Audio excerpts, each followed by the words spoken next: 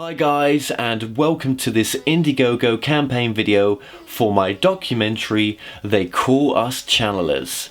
My name's Kevin Moore, and since October 2008, whilst at university, I started hosting the chat show called The Moore Show on YouTube. I've been interviewing people from across the world on the subjects of consciousness, the paranormal and spirituality. Now, covering these subjects and interviewing so many researchers in these fields has shifted my understanding and truth. But the biggest change I went through was in January 2015 when I started to channel. Now, channeling to me is just a form of energy exchange. It's an ability to bring in teaching information into this present moment right now, enabling us all to bring more understanding and peace to our lives. So in this documentary, I'll be traveling across the world meeting channelers from the UK, America, parts of Europe, Dubai, Australia and Asia. Now, my intentions for this documentary is to showcase that we all have this ability to tap into our more natural state of who we already are, just as writers, artists, poets and scientists naturally do all the time, and expanding the word channeling, and also not forgetting just how important the human experience is as well. Now, I plan to dive really deep with the channelers, to ask the channelers the questions they've never been asked before, to show people that there potentially is a reality that's never been brought through before, and by asking these deep questions, it will only bring us back more into the present moment.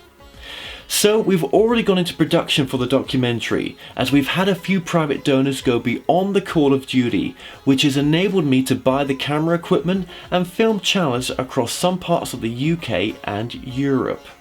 Now, we're looking to raise $15,000, as this will pay for the international travel costs, post-production, distribution and also promoting the film at film festivals next year. So I really need your help, guys, in making this a reality. Now, your energy exchange will mean so much. Remember, we're all in this together.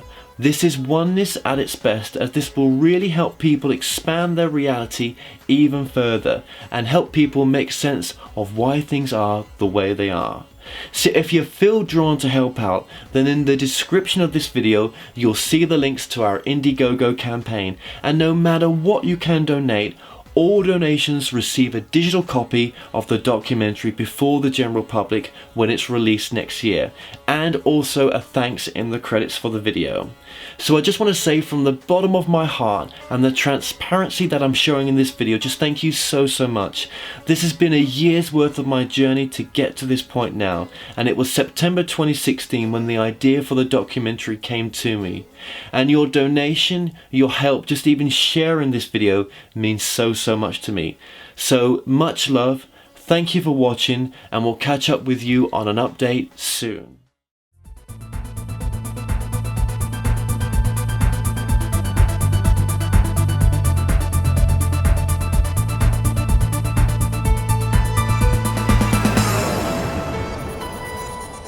Broadcasting from the UK and across the world online, you're now watching The Moore Show, and I'm your host, Kevin Moore. Now, for the next hour, I'll be covering subjects that will open up your mind and provide you with information you may have never heard before. Now, on today's show, I'm about to be joined with my guest, Sondra Sneed. Now, Sondra is a source communicator, soul reader and God scribe. After a series of unfortunate events, Sondra submerged into a year of solitude, taking dictation from a voice in her head. Though an atheist at the time, the words "unemployed, it's my assertion you are employed by me" spilled onto the pages of a brand new notebook. Now, this marked the beginning of 10 notebooks in dialogue with the creator of the universe in a life-altering year of solitude.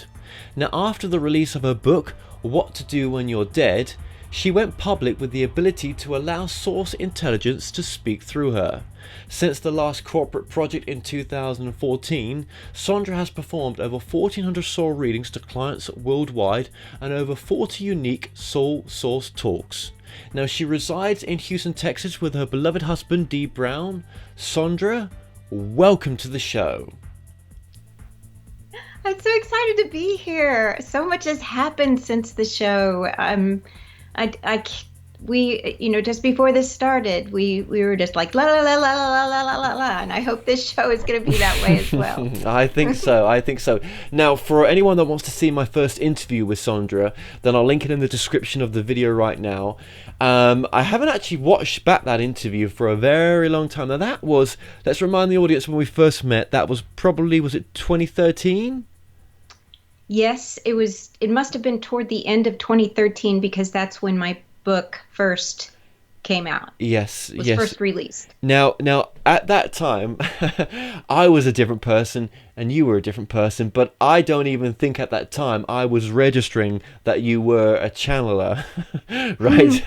Right. If you had asked me I that, wasn't saying that's what it no, was you either. wasn't. No, you. That's right. The media kit came to us for yourself, and I don't think you was.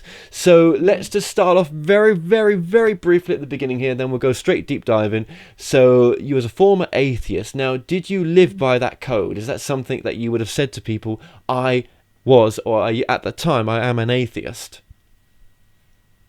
There's this awesome rabbi. Check him out. His name is Rabbi Rami or Rami, and he was a speaker at one of the events I spoke at this year, and he really defines what a theist and then an atheist is, and then some of the other isms or ists that are associated with one's belief in God. So I definitely fit into that category of atheist. And a theist would be someone who believes in a being out there.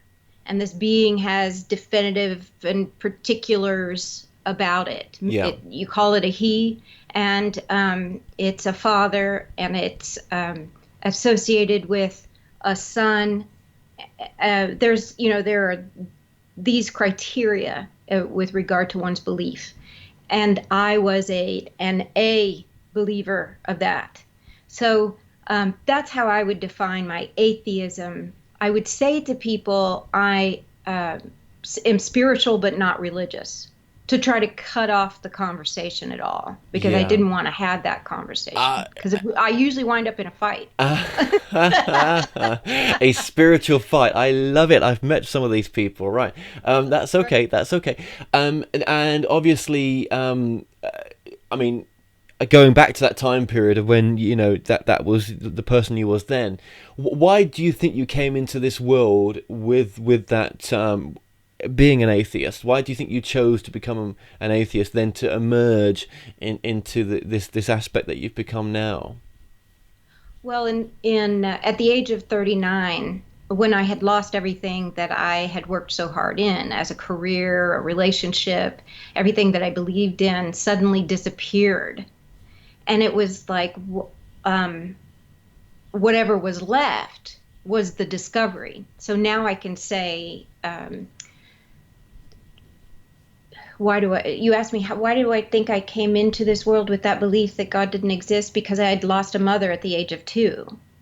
Right. And I'd had experienced so much loss when I was a kid. And then I had step parents that were very devout Christians using God to try to control me, and I was just not controllable. So the best way to do whatever it is you want to do in this world is to not believe in an authority, that no authority is going to stop you when you're young and rebellious. So I think that's really how it served me. But then at a certain point, the more questions I had about myself, the deeper I went in my year of solitude. That's when I discovered the existence of not only something extremely deep and wide and far and universal and intergalactic, but I am that as well. Absolutely. So just remind us again, and we're going to move on after this. Just what happened at 39, just briefly. Well, as I mentioned, I had lost a job I loved and a man I loved, and I started suffering panic attacks, severe panic attacks, and I thought I was going to die. I thought I was going to die. And the one thing that seemed to calm me down, at least for a little while, was to write. So I filled up a whole notebook of my lament of my current circumstances, and I put that down. I picked up a brand new notebook, and before I noticed my pen moving, it stopped, and I looked down, and there was a message written there. Now, this, remind you, was when I was an atheist. But there was a message written on my notebook, and it said, "Unemployed, it is my assertion you are employed by me." And I read it like, I'm employed by me? And then this just echo of expanse just kind of came into the question. And that got me so curious that I literally spent a year in solitude taking dictation from this being we call God, and filled up 10 spiral notebooks and total new information and re-edification, reprogramming of what I am and who I am and what the nature of the universe is, and the kinds of questions an atheist would ask if an atheist met God. And it was just an overwhelming experience. And that occurred 12 years ago now. 12. Yeah, 12 years ago. So 39, 12 years ago. Does that seem like a long time ago? In some ways, it is not only a long time ago, it's a long way, way, way, way ago. So much on my path since then, just by keeping my blinders on and walking, the line. Yeah, absolutely. So okay. So when we was in our company in 2013, you wouldn't call it channeling, but when did you what happened since because obviously this is the first interview you've done in a while in the media. You're going to be coming back as well. You're going to be in the documentary. Let's just mention that you're in the documentary that they call us channelers. You're one of our channelers. Thank you so much for recognizing my work, Kevin. No, it was meant to be. You sent me a really cool video, and I remember watching the video with my brother, and then my brother was like, "Oh, I like her." I was like, "Yeah, we should get her on." Do you know what I mean? We should do it, to my brother. And your brother likes me. Yeah. Oh, how sweet! Yeah. No, I really we did like the video, and my brother's not working with me on this particular project, but we just happened to be together at the time when that video came through to my inbox. And yes, and I think it's, I said at the beginning, prior to this interview, I was saying off air to you that, for me, it's not about having just the big names of channelers on there. It's about, to show that there are a whole range of channelers, that have been doing this for some a long time, some not so long, and we can all channel. That's the main one of the main purposes of the documentary.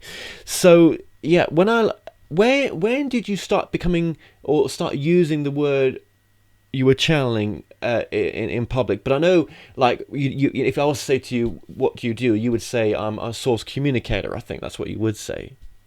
Yes, the closest I could find, and I want to back up a second and say that when I turned 39 and this started happening to me, it wasn't the first time it was happening to me. It was just the first time I could hold its attention long enough to figure out what it was. But it happened to me at the age of 27, and it happened to me at 19. And I remember stuff coming out, but I couldn't find any reference to identify what it was. I even was seeing a shrink at the time and asked him, "What is this? Who is this? What is this that's coming out of my pen? It's not me." And I couldn't get a good answer anywhere. So it wasn't until a woman came to me in 2011. We were just talking. I told her about my experience that happened in 2004, and she said, people are going to want to know about this. People are going to want to hear some confirmation of their own experiences. And that's what set me down to write the first book, or the first public dialogue. So I didn't call myself a channeler until I saw that's the only niche this work fits into. So we're not saying here that we're addicted to the word channeler. Some channelers, a lot of channelers, do not like the word channeler, but it's the word that we're going to use where it fits into. I like that. Yeah, you could change the word. That's fine, but that's how we're going to. Can I define? Can I just show you the definition Source gives me? And And that is, a channeler is a medium working with an entity. Some entity is utilizing the auric field of that medium to communicate through or to. I like that. A source communicator like myself, and I'm sure there are other great, enormous entities where this is the truth, where you can't really channel that. You'll blow up if you try. It's more of an allowing. It's tuning into a vibration of a being that can communicate and allowing it to use your brain for words that are comprehensible to a listener. Okay. Yep. I do like that. Thank you for that. I do. Because there are telepaths. Yes. Telepaths. And there's like this wave that's working through their brain condition that they're picking up on. Yeah. Boop, boop, boop, boop, boop, boop. You know? No, that's I so really true. wouldn't call that a channel. So you could have woken up at 19. Yes. What do you think your life would have been like had you woken up at 19, or is it really worth going into that question too much?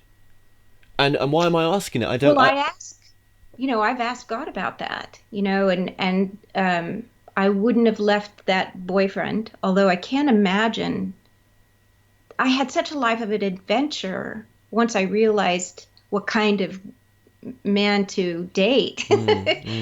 So I couldn't imagine my life without that, although, so I wouldn't have left him, and I would have been a writer instead of a photographer. There are a lot of things that I could definitely see where the kerplunk game, that kerplunk game works, where that ball lands or takes us, creates a whole different life, set of circumstances.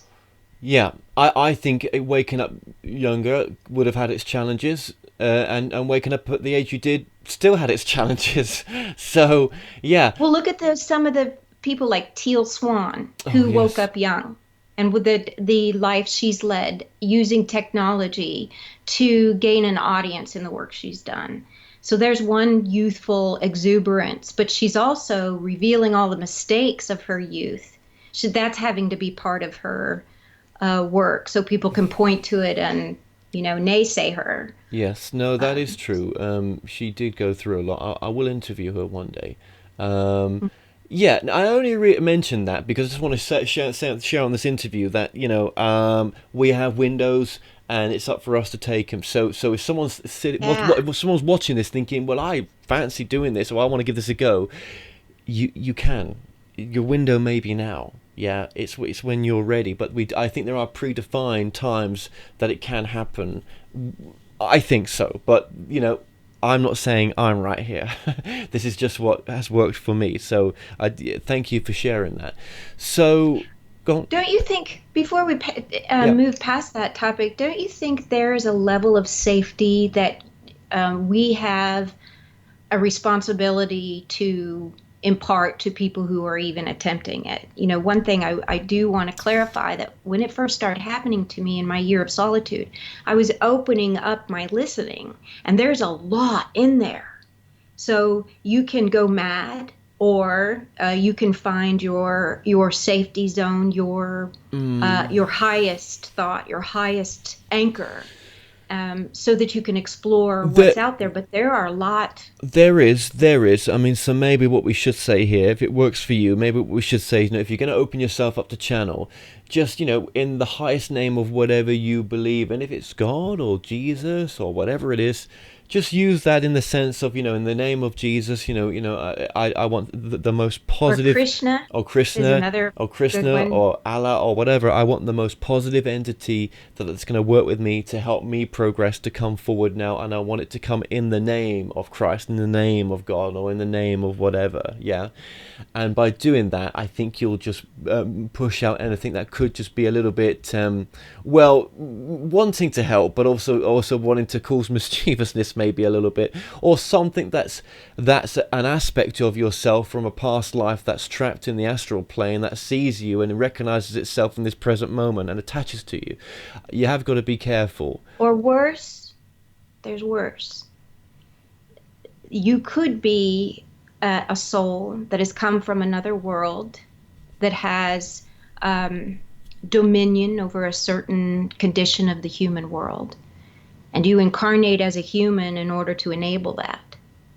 And the only way out of that role is to align to that which is source, God, in the self, to purify the nature of the self, and so that all of your conditions are for the highest good for all. Yes, you could say, there is the option to say as well in what you've just said there, that there are some channelers, maybe a lot of them, that are bringing through what they think is the highest calling, but actually only to the level which they've been afforded to, that they want to keep at. What I'm saying is, I've had people come on my show to say that there's a percentage of channelers out there that actually are not channeling what they think they're channeling. And if they brought God into the channeling, it would bring up the vibration of what they could bring through. And sometimes maybe things are out there to deceive us in the sense that, yes, they're loving answers which are coming through, but how practical is some of that stuff in the present moment?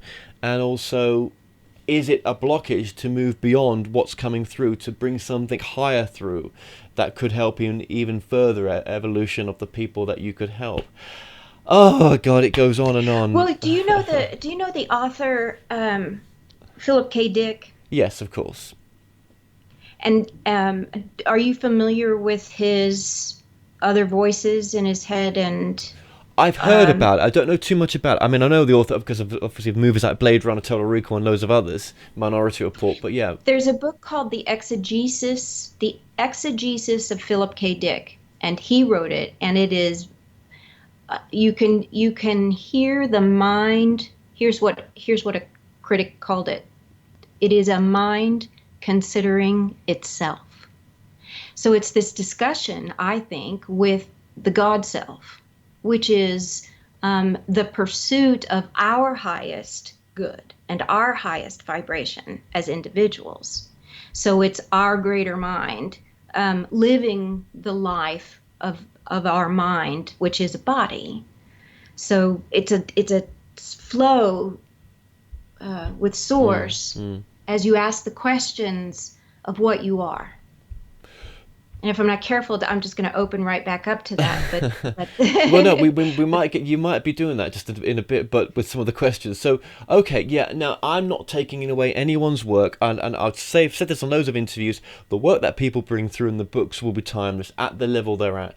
But there are other, I'm sure there are other frameworks to go to as well, not just that level. But I'm not taking away anything from anyone's work there. And again. No. I mean, we're all on a path of self-discovery what this is. I know one thing is that there are more channelers now than there ever was. So there's something changing. It's almost like it's the new generation of X-Men or the new version of a psychic is a channeler.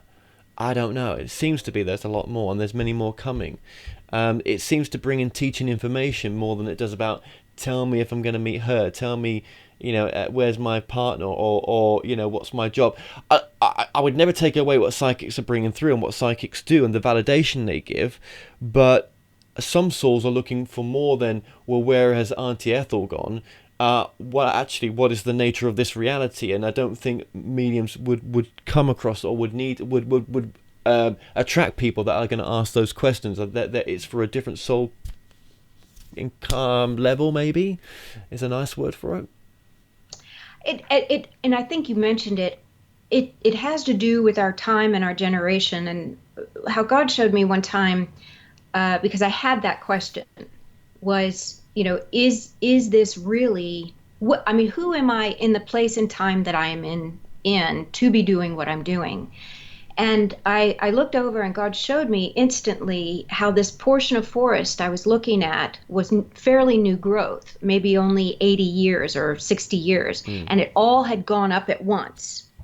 So if life is a forest, a portion of that forest can burn off and die, and then new growth comes. And so we would be in a period of a new growth in that forest of knowledge. Right. And you can go back in the time of Greece and philosophy, Socrates, Jesus, all these ancient times that we're familiar with, an ancient civilization, ancient Western civilization, Yeah. we can look at these explosions of knowledge and associate them with higher forms of knowing that brought humanity in that direction. Right. So it's a really a universal view of our condition, and that's what the term university, to go to university, is really about, is to take a universal view of our position in the universe.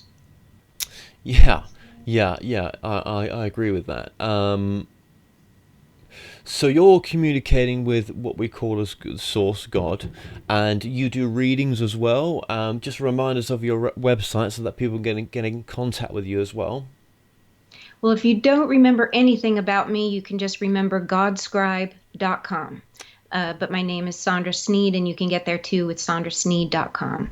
So soul readings are a big part of my earning a living, doing what I'm doing. Source talks and soul readings.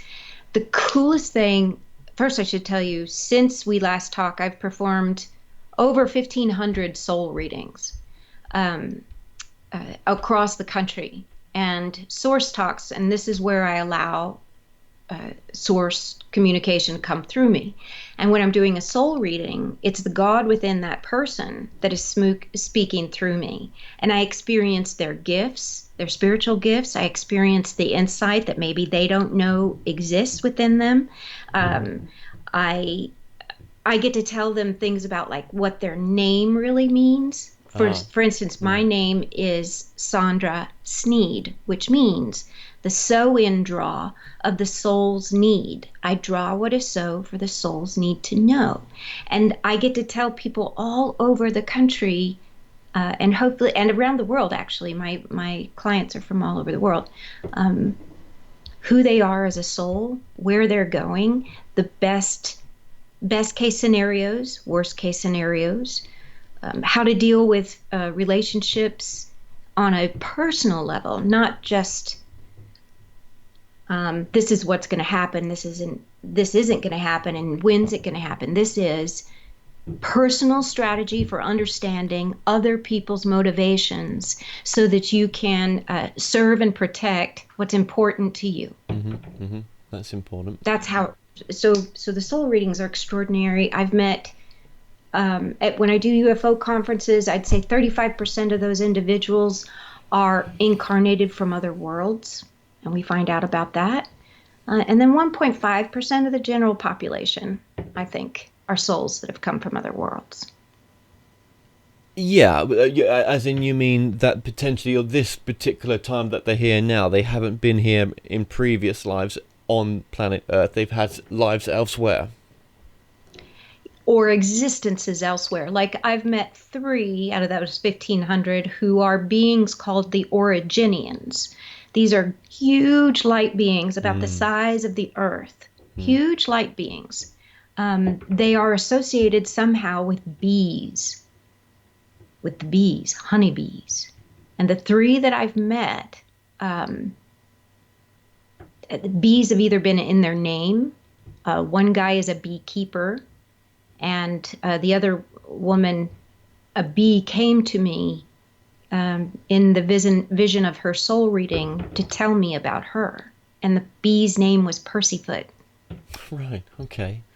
And I just realized a bee keeps a purse on its foot of pollen. A Percyfoot. Well, there you go. Thank you. You can't. Thank you. You can't make this stuff up, can you? When you look at it. No, you can't. No. So when someone's that's gonna get a reading with you can actually speak to the source and ask it questions as well. Yes. Good. Okay. Well, that's beautiful that we just mentioned that as well. That people can get in contact with you for that rather than leaving it to the last minute just to say that. So. Why the source with you? Why are you communicating with source? Why not something else? Everything else scares me. Everything else scares me. You know, if it's got a name and an identity, it scares me. Now I think that's changed after these many years and these many soul readings, because I'm so connected. I like hold on to source light, so I can look out now and see other things that come in the course of a reading and speak to them, because I'm anchored. All I have to do is go straight to that vibration to go, God, what is that? Who is that? Yeah. Should I talk to it? Right. No. Is it okay? Right. Okay. What is beyond God? That's a question for God. So I'd be happy to tap in and get that answer if you'd like. Okay. Oh, why not? Go on then. Yes. Yes. Okay. What's beyond God? So first I should say what I'm doing. I'm bringing my attention and awareness to this one spot, I guess, in my brain. And in that spot, I know what it feels like when it's flowing up through that spot. And the way I get there is I use a mnemonic device and I say, God says. And that allows me to turn the spigot or the flow from my being to God being. All right, so here we go. All right, so God says, whatever is beyond God is unknown to God. So if there is a condition of God that God needs to know beyond God, God expands God. And in this condition that God is expanding, there's an ever-moving universe. That is the nature of the movement that is the universe. That which is the question of what am I and what is beyond me. And in the seeing of what's beyond me, a new galaxy is begun. God, I'd have to hear that back at you just to get a grip with that. Well, so what I heard was God's like working. Imagine this huge universe being a being, and a thinking being, and all of the galaxies are a representation of the thinking or the awareness, the sudden awareness. And if you look at pictures of a star nursery, they're extraordinary. There's just these stars just Yep. coming out of a place in the universe that's filled with stardust. And if every one of those stars is the beginning of a galaxy, and there are billions and billions of galaxies, and God is constantly asking, what is the end of God? And this is God's realization of what God is some explosion of a new galaxy. And then all the things that are on that galaxy, and then little things like me becoming aware of what God is by being God in a moment of awareness. That's what it said to me anyway. Yeah. Yes.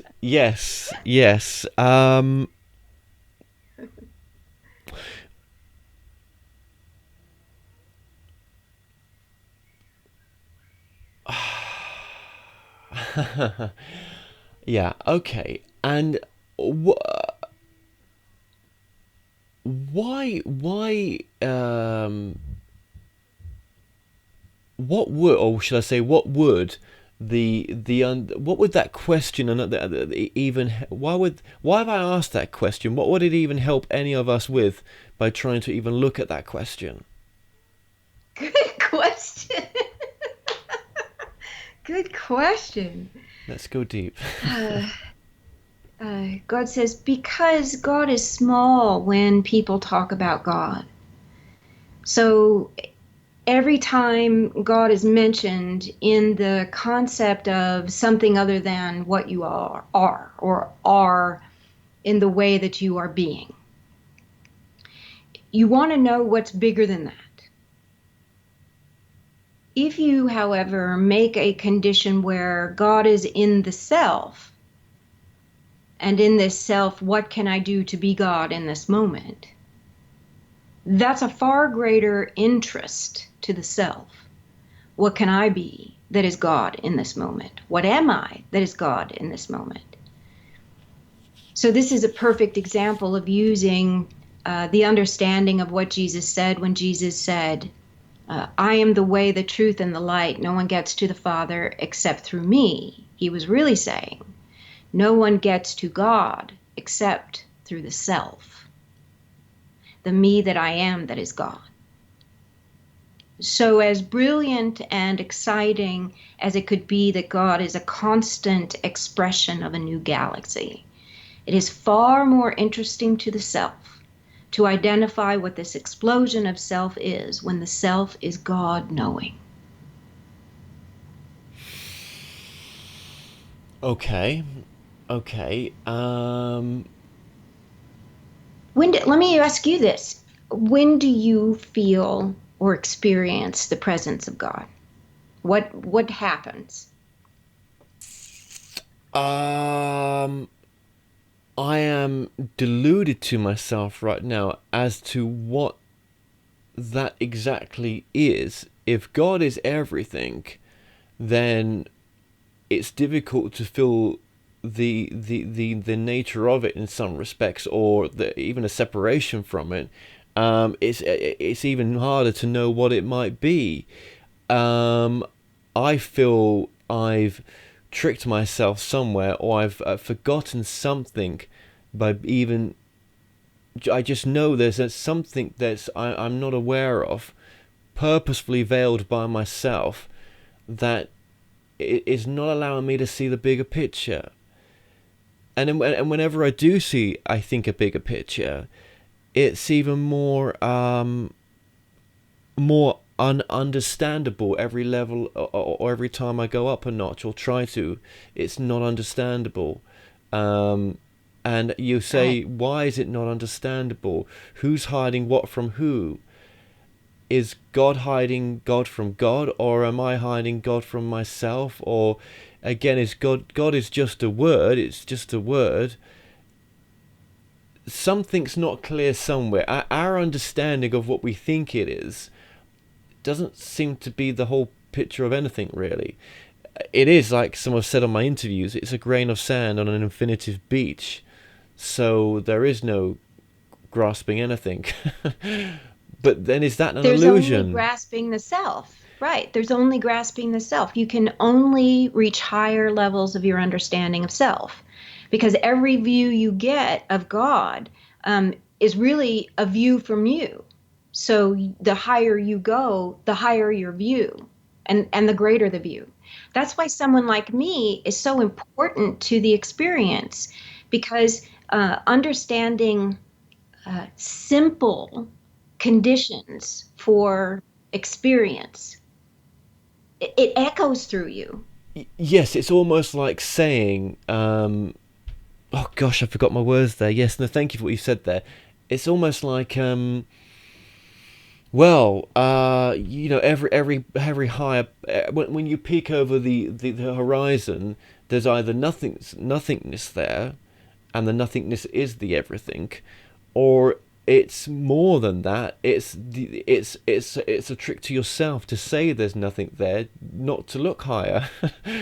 And if it is just you, that's all you're going to find, more of you.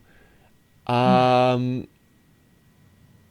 And you're gonna go through a layer of psyche. You're gonna go through a layer of psychology first. So that layer of psychology is like all of the embedded emotions that we've ever experienced yeah, as a human being. yeah, And that's really what blocks the body from experiencing another dimension. So pain might keep your body too aware of itself. right, right, It's when you forget the body, yes, even in glimpses, yes. there is no end to your own experience of your existence. Well, not yes, and not that I remember where I came from. I know Right? I'm aware of this moment now, pretty much aware of it. It feels realer this moment now than any dream does, um, except for some dreams can feel very emotionally real, but not, Yeah. tangibly, very well, it's like a bad videotape. It's very fuzzy, you know, and people know what videotapes are, but it's not very clear, you know. If it's like it's like an old videotape where, you know, you watched it and it's not a very good copy. That's what a dream's like sometimes to me, you know. And people do say the dream world is more real than this world. I say no to that, just based on my observation. Well, you can reach that dream world, which is really, as Jung would call it, um, a dip into the collective unconscious. Well, And yes. right, so how invested we are in the dream determines how often we can live that dream without having to go to sleep. And kind of brings it back to now, where, you know, now is all that really matters. This is the real reality we have right now. But was this always the real reality? Was this search for heaven or something beyond, as we're trying to conceptualize any understanding of God right now? Was that all just an illusion? And actually, God is this. This is this is it. You know, we know, we see people that have, you know, people around us who have crossed over, and we think, well, this can't just be it because they're not here anymore. But are they here in just some other reality that that's just as physical and real and as crazy as this one? Well, remember when science, I think it was through string theory, discovered like 11 dimensions? You know, we're in a three-dimensional construct, which is this physical vessel is programmable. We are reprogrammable man. So in its what's the word, malleability, this vessel's malleability, it can program itself to believe that what it is what it sees in the mirror. Right, because we create and a reality. Everything that is some physical reflection of it is what it is. Yes. So it can program itself. Now, once something happens and you're kicked into a reality that says, whoa, this isn't all there is, there's more, and what is this thing that is more, and how can I find it without having to get high or some other way of inducing it? Can I coexist with it in this third dimension? Can I have a sixth sense to make my life better in the present sense, moment? What can I see? So you what? So so that my life is better in the present moment. So that I can see what this is in this present moment. So I can see it the way that it is in this moment. Which can take away a lot of our issues that we maybe have by seeing that. But I say take them away. I mean, we can soon get sucked into everyone else who's not able to see it the way we are, and we have to be at their level sometimes because there's more of them than us. Well, is that true? Well, we have to be able to. They inadvertently demean us. They inadvertently demean us when their view of it, we and us have to see how they're seeing it. At first, it feels very demeaning, you know. But you're right. Coming down to their level and saying, "Hey, you're not seeing this the way I'm seeing it. Just try." You know, maybe they can look up and see more. That's our job. It does seem to be, you know, to help people awaken so that, you know, we can leave the world in a bit of a better place, even if it's just one person throughout our career that we've helped awaken. Or adapt and survive, because we're on a path of self-destruction, and in 3 generations, according to Source, we're wiping ourselves out. So how are we going to survive these next 3 generations? We, who are to be the wise, have to get up on a microphone and say, this is what it's going to take for humans to survive. What is the withdrawal of the human species going? I mean, I suppose the soul will just never be able to incarnate back into a human body again to have a human experience. Oh, the detriment, according to Source, is the souls that get trapped on the planet. So if we wipe ourselves out, those who are trapped on the planet, unable to leave, these are lost souls. And forever, God has worked to keep alive that which is everlasting soul. And if it gets trapped on the planet because mediums aren't doing their job, and because we aren't as a culture supporting that, well then, It's Okay, sad. trapped on the planet. Well, that's another way of looking at it, isn't it? Are you talking about when people talk about souls that haven't been out, that are in the lower astral planes, as they might call them, not able to go up to the planes where they were from originally? So how I would explain it is, here we go. So our evolution as a soul goes uh, from spirit. Our origin is spirit to incarnation, and then back up into spirit, and then back down into incarnation. So we could get stuck in the incarnation when the body passes, because this is an everlasting being that's making these cycles.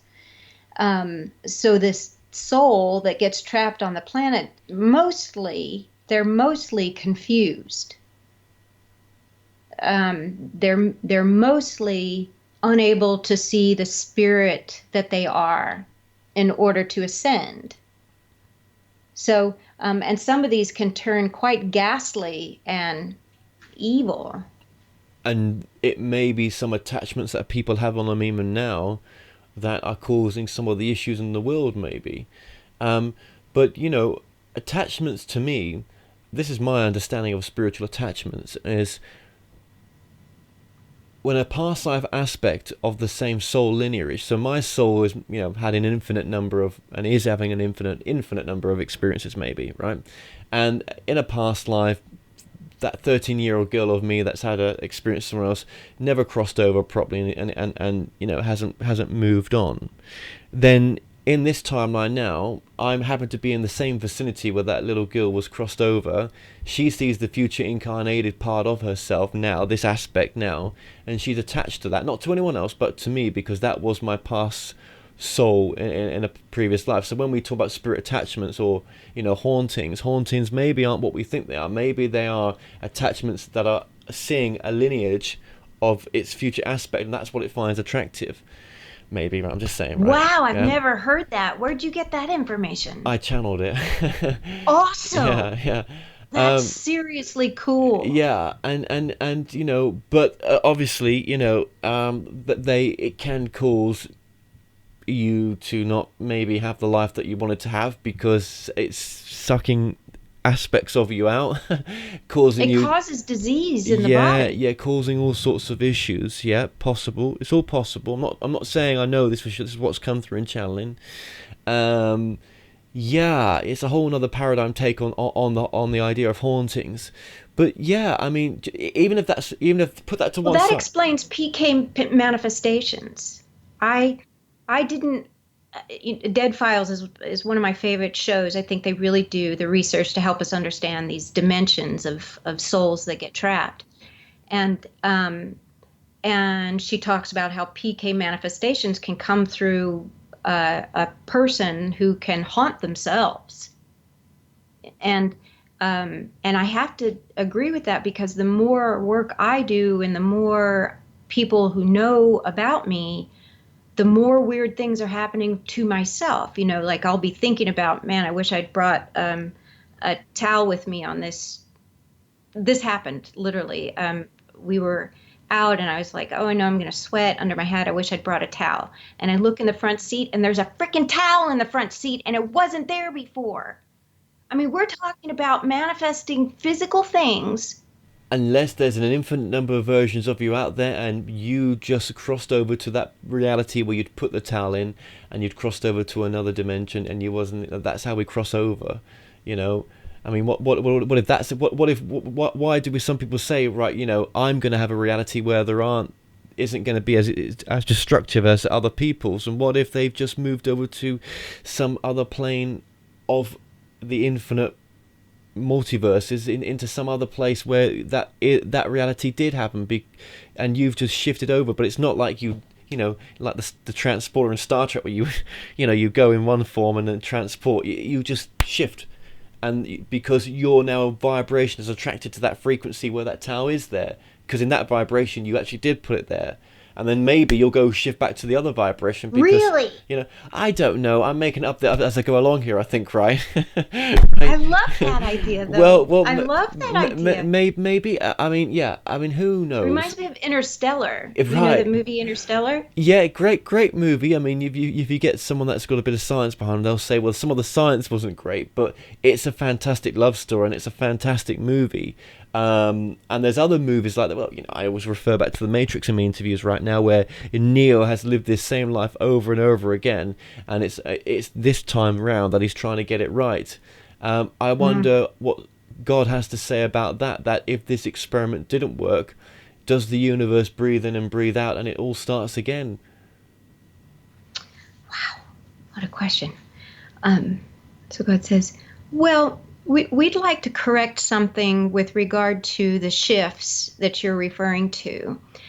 They are time shifts, absolutely. And they are karmic in that whenever you leave some residue of yourself on a previous incarnation, you're adapting what is yourself to be what it is you're looking for. You adapt yourself to be what it is you're looking for. And in that adaptation, you see something appear that is what you're looking for. However, those shifts occur in increments of time so small, there's no obvious delineation of shift. It's as if molecules open up and other molecules fall through those cracks of that which is opening. That becomes a time shift to make what is appearing real. Okay. Sorry to butt in there to God. Okay, I know God doesn't matter. It doesn't. He's not bothered, or she's not bothered, or they're not bothered. I say they. Yeah. How many does the soul in this? My soul. You refer to my soul. You refer to Sandra's. Souls. Do they split off into a multitude of different versions of itself in the same timeline? Not No. so. Not this timeline, but I mean, if there was parallel universes, does the soul? Yes. Yes, that's what I mean. Yes. So if time is a clock, but a clock so enormous that you can't see the movement of the dial, this clock being so enormous, you can't even see the increment of time between one moment and another, then that means there's no time for your physical existence to exist in. Those 80 years occur in such an infinitesimal amount of time compared to the great clock that is the universe, that you can move swiftly between times just staying in a meditation state. That's exactly what Bashir does to bring his future self to his present. He is moving in a clock so enormous, there's no difference between now and not now. Okay, thank you very much for that. And okay, seeing as we're on this roll right now, let's go for it. I'm not being allowed to ask. Is there a framework of reality that hasn't been made aware to us, or is there something more than what the spiritual community thinks they know about the nature of reality that's being made aware to us right now? We would change your word from reality to perception. Okay. And that would alter in each and every situation. Perception of the situation cannot escape you. You are your own perception, and you are that which is perceiving. You are your own perception, and you are that which is perceiving. So what is real is forced in that construct on an individual basis.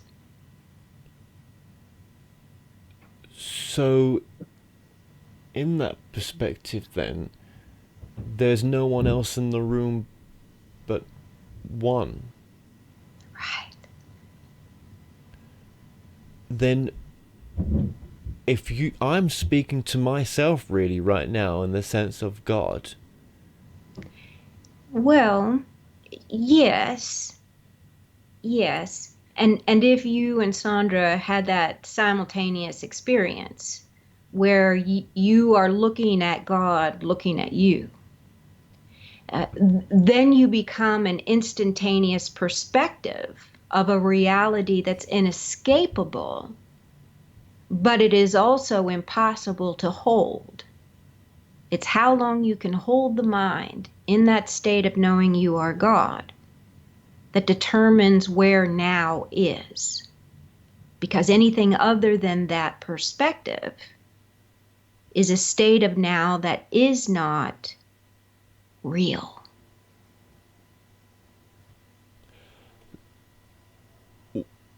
Then what? I feel I've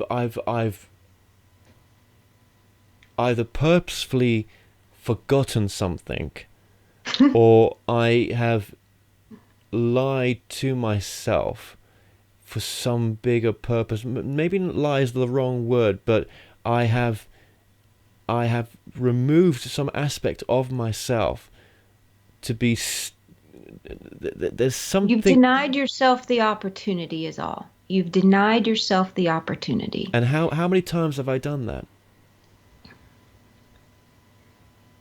You've had many lifetimes where you were quite aware and simultaneously asleep. But the reason you stayed asleep is because the awareness view is too big. How do you get anything done when everything seems to be what you're to do?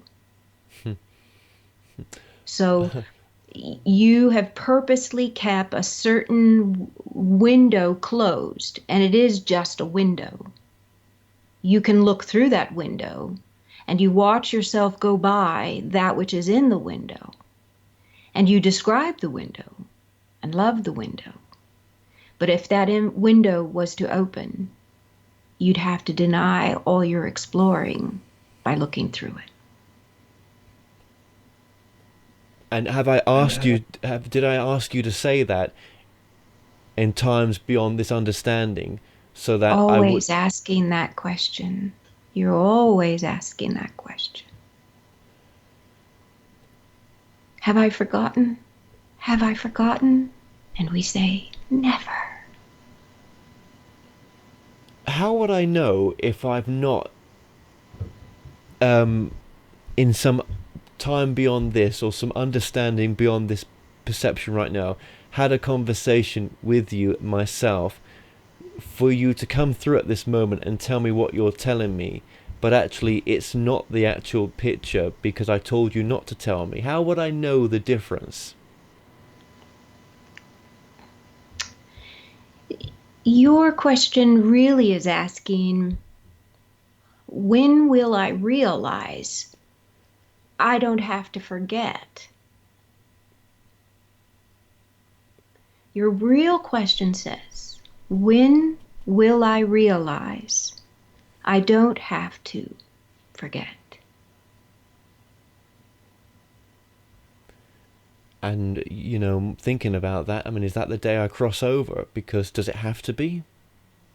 In a way, that is your crossing over question.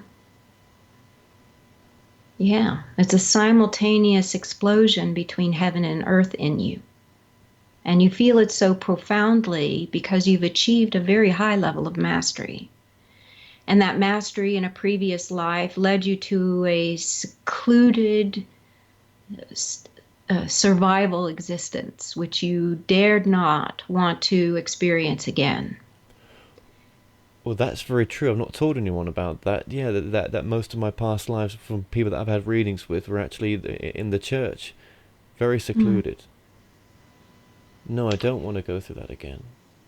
So finding seclusion in your love of God with your love of people is exactly why channeling is your new path. It's the path to see where you can be comfortably among among others, among success, That's very among true. among sureness. Sureness. But then anyone watching this right now would not know how true that was, but I know how true that is. Yes, that's true. I could say that definitely without well, what's the answer to it all? I will be speaking to you soon through Sondra, but what is the answer? I'm looking for that great question for the documentary, and all I feel is I've just eluded myself to any avenue to right now to getting that deeper, or maybe But you're not alone. So many, and this is Sandra talking, so many people on this planet, that's exactly what they need, is the process of the question. And maybe that's very true, Sondra, because thinking about it, and I want that to help those that are going through issues as well. I want that to bring all that complexity of bringing what you've just brought through there and what was being said, to bring it back down to my heart is broken. I'm in a bad place. I'm not happy. The questions that the suffering that people go through, to help them with. And I suppose what you're saying, by asking, even going there and not getting what I wanted, is the process that other people are looking for as well. And if that's a reflection to what the answer they can find internally, I guess I've done my job a little bit. I guess I have. After 1,500 soul readings, I can reassure you that that is exactly the process that people go through. And I have clients who are very dedicated to the question, very dedicated to the answers that come out, and they constantly grow as a result of that. And then I have other clients who beg the question, who disagree in order to dig deeper, or to deny the deeper. So the questions they ask of God, or the answers God gives, has to be more general for them. Reassuring, all about the reassurance instead of guidance. I mean, this is a very deep interview right now, right? Let's just say, Thank you for it. I'm so grateful to be having it. This conversation with you. It's not the norm, but it's needed, and obviously it's not just me that's ready for it. There'll be others that are going to watch it. Otherwise, I wouldn't be talking about it, and my audience wouldn't be bearing with me right now as we do what we're doing. And I can't have an interesting interview otherwise. I have to say that sometimes I bore the crap out of myself when I have to talk about the surface of this. The whole point of the work that I'm doing is to change or alter people's view of our galactic universe. So it's not just what heals us. It's also what will make us see that we are not the apex of evolution. No. We are part of a great party of beings. Yes, that's true. And we have at some time in the past gotten off the planet. There are other beings hovering in our atmosphere that we are in communication with. Humans are in communication with. And the more we believe, the more we'll see, because disclosure is here for a reason.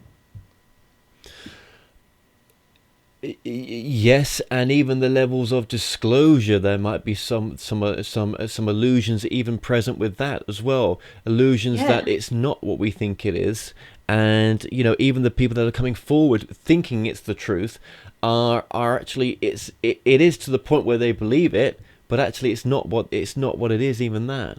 And what are you referring to when you say that? Well, when people come out with really wondrous statements and truths that just seems so far-fetched. It's just as far-fetched, I suppose, as we chat that channel in some respects, because it's on blind faith that that this reality really exists, for those that are really shut off.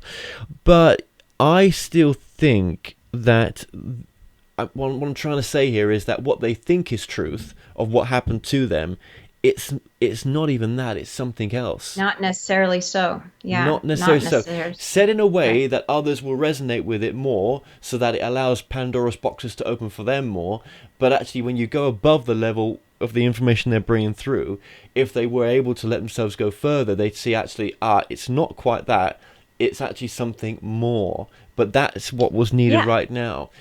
Again, We not have a filter that we yes. could, I feel as if Right. So what is this sometimes the information filter? coming through, if I misinterpret the information coming through, I'll intonate incorrectly in the information coming through. And in that intonation will, Yeah. I don't want to say misguide with the information, but it just won't mean what I thought it meant. That's all. Or you purposefully did that at a level you're not even aware of because it's just not the right time for the something to come through. And so, again, I'm not taking away your work by saying these things. I'm adding to it in a sense to make it make more sense. I hope. I just think when a lot of the whistleblowers out there, it's not what you think it is, guys. It's not what they're saying. It is. I think it's something else. And why would something allude itself to someone that thinks it's true? Well, Which true are you referring to in that well, one? well. What's your biggest concern? I don't want to mention names. You don't have No, to just mention the information. no. Well, if I someone says they've gone off planet and done this and that and everything else, right? Possible, right? Possible, but you know, what's the if it wasn't as they said it was, why wasn't it? And if it wasn't, then why would it lie to the person that it went through? And what would be the not lie, but why would it tell it something that wasn't quite the way it was? Is that to keep this whole understanding the way it is right now? Because we don't talking want about channeled information. channeled, and also people that are whistleblowers that have come forward as well. I guess I'm not making much sense, but because I'm I just think there's something more sometimes than what people think they're bringing through channeled, and especially with what we're talking about right now, whistleblowers. That I'm talking about whistleblowers right now more. But sorry, I'm just going off on a tangent there. But yeah, And I'm trying to pry into what your I experience is I that you're skeptical of yeah. someone's. I know. Why am I skeptical of someone's experience when I channel and they're saying something that I feel I'm saying, I'm kind of saying theirs is too crazy, mine's okay. But But yeah. you've been channeling information that's contrary to what you're hearing these people divulge about maybe government cover-ups or I'm even saying that the information that I channel is a block to me, is only up to the level that I'm comfortable with, and that I've blocked my own self off to even know that actually what I'm bringing through is good for me at the point it came through. But there's something much more. It's not just that. There's something much more. And are we really? And I'm with this documentary, I'm trying to dive into what that much more might be, just as we did in this interview a little bit, just to see, is it yeah. there? And if I go knocking on the door, is it just going to be a reflection of me in the background saying,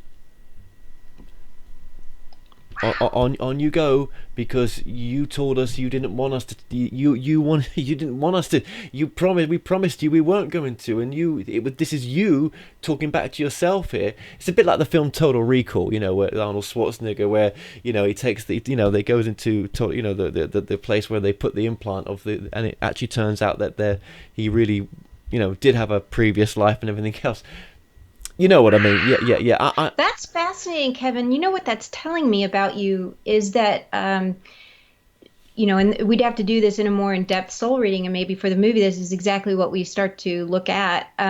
People like you who say strange things like that tell me that there is some dimensional doorway you're used to going through, and in that dimensional doorway, you meet you. And then you somehow in the meeting of you becomes your instructor, your guide. That's what I'm sensing about you. It's kind of like in the movie, one of my favorite films, Charlie Kaufman's movie, Oh, the actor's name. I think I know which one you mean, but I can't think of it right now. I know I'm terrible I with. know it's Yeah, something Vitch being Malkovich, being being John Malkovich. That's it. Yes, yes, yes, being John yes. Sorry. Malkovich. Yeah, yeah, And the whole sentences they're doing are, like Malkovich, Malkovich, yeah, Malkovich, Malkovich, yeah. um, and he's seeing himself all the way through it. And that really is a layer of dimension you have to go through to get to the other side of space. Yes, You have to go through the you. I have just got to a point, and I don't know why I'm acting like this, and I don't know why it's happened. Just to the point of doing the documentary, which will influence the documentary at that point, where I'm like, okay, so we know this much about spirituality. We're all saying the same things. What's beyond that? What's beyond what we already know, without taking away from the work that's out there, which is timeless, your work, everyone else's work, right? What's beyond what we think we know? And if there is nothing, is this just it? Or if there's something, who's deluding who, or who's not allowing something to tell us that there is something more? Why would Why would we not want ourselves to know there was more than what we're bringing out in the spiritual community and in the channeling community as well? What would We could inadvertently pop out of our vessel. and why is that? Why There is has to be a certain condition of our reality that keeps us in those yeah, boxes. I know, but is that a bad thing? I guess I don't. I personally, I don't want. A thing. I don't want to pop out right now. I guess I, that is true, right? So I don't want right. to, right? So it could be that. But even if it is that, could something come through to tell us, yes, you're right, but little boy, go away right now, right? Because it's not your time, yeah?